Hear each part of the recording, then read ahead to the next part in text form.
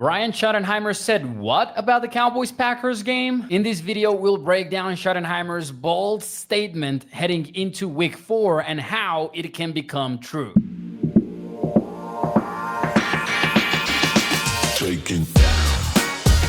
What's up, everyone? It is Mauricio Rodriguez here at ATOZ Sports Dallas. Today, we're talking Cowboys versus Packers. It is a huge matchup. I don't have to tell you about it. It also has a lot to do with the fact that this is the Micah Parsons revenge game. But there is so much more to it than that. It's a big game for the Cowboys simply from the standpoint of they got to show something, right? After the way that the defense has looked in back-to-back weeks, we have to see something different from Matt Eberflus' unit. But also, we have to see Dak Prescott and company just overcome injuries to CeeDee Lamb and to Tyler Booker. Now, before we get into Schottenheimer's quote, quick notice, I'm going to be sharing my Underdog Fantasy plays of the week over on social media. Play just $5 and receive an additional $5 in Underdog Fantasy by using promo code ATOZ. So despite the injuries, Schottenheimer hit us with quite the statement on Wednesday when he said this: "We're good enough to beat the Packers without CeeDee Lamb and without Tyler Booker and the guys that we could be missing." That's a big statement for where the Cowboys are at. Dallas is the largest home underdog across the entire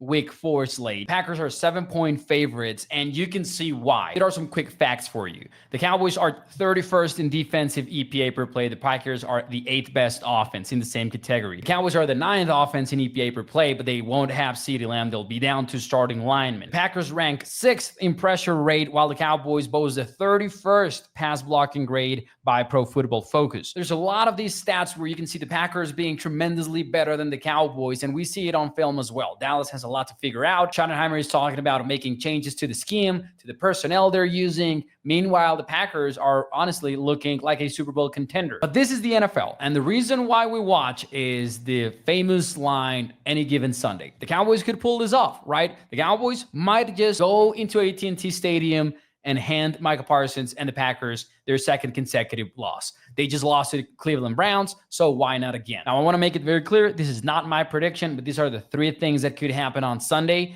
to give the Cowboys a win. Number 1, the Cowboys got to find a way to pressure Jordan Love. The Packers are the 2nd best offense in third down conversion percentage, and a big reason why is Jordan Love has been throwing the ball very well. If the Cowboys pass rush looks anything like it has over the last 3 weeks, we're going to have a monster game from Jordan Love. We don't want that. The good news for the Cowboys is the Packers are banged up. They will likely not have right tackle Zach Tom. The bad news is no one can get anything going rushing the passer. Jadeveon Clowney might give the Cowboys a spark, but mostly I think it's defensive coordinator Matt Eberflus that needs to turn up the hit and send blitzes like crazy if you want to see something different. Number 2, George Pickens needs to have a monster game. Obviously, so far, he's been solid for the Cowboys, but he's been working as the isolated receiver. The Cowboys need to replace what CeeDee Lamb represents in the slot, what he dictates in coverage. Pickens is going to face those double coverage situations. How is he going to win? How is he going to create separation?